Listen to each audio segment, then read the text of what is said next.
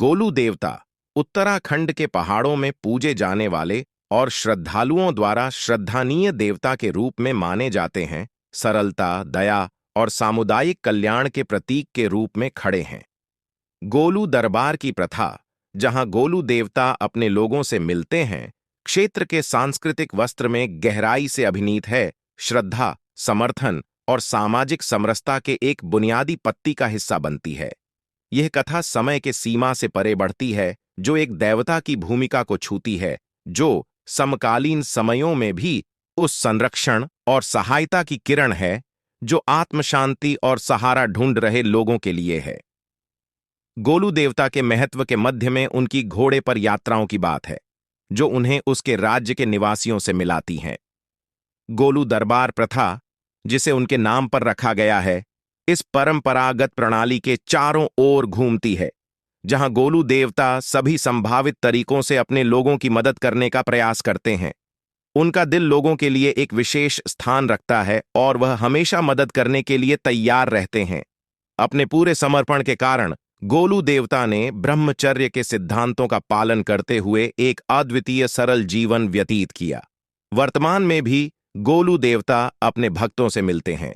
गोलू दरबार प्रथा कई गांवों में जारी है, जहां गोलू देवता प्रतीकता के रूप में लोगों की समस्याओं का समाधान करने के लिए सक्रिय रूप से जुटे होते हैं।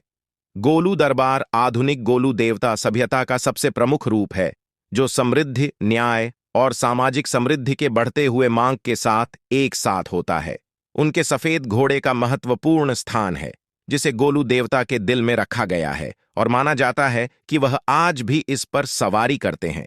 इसे न्याय के देवता के रूप में पूजा जाता है और उनका मंत्र जय न्याय देवता गोलजू तुम्हार जय हो उनके भक्तों द्वारा ध्यानपूर्वक बोला जाता है।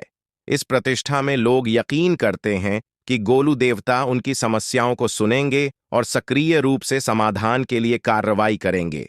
गोलू देवता की इस अद्वितीय प्रथा ने समुदाय को सामाजिक सहयोग, समर्थन और समाधान की दिशा में प्रेरित किया है।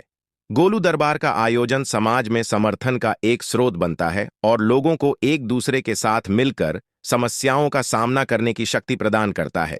गोलू देवता की इस कहानी में, जो शांति, सद्गुण और सामाजिक समरसता की भावना से भरी हुई है, हमें सीखने को मिलता है कि एक देवता न केवल पूजे जाने वाले होते हैं, बल्कि उनका जीवन हम सभी के लिए एक आदर्श हो सकता है। गोलू देवता की भक्ति और समर्पण की भावना एक एकल व्यक्ति के जीवन को भी प्रेरित कर सकती है, ताकि वह अपने समुदाय के लिए सेवा कर सके। उनकी कहानी एक ऐसे समृद्धि और समर्थन की प्रेरणा स्रोत के रूप में खड़ी है, जो समाज में सामंजस्य, सहायता और सद्गुण की ओर बढ़ने की कल्पना करता है। गोलू देवता की पूजा ने उत्तराखंड के पहाड़ी क्षेत्रों में एक विशेष स्थान बनाया है, जहां भक्तों की बातचीत में गहरा संबंध है और जहां सामाजिक समरसता और सहायता की भावना को मजबूती से बनाए रखा गया है।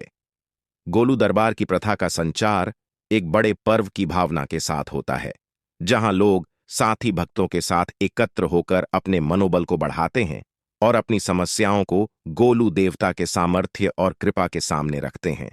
बोलो गोलजू देवता की जय।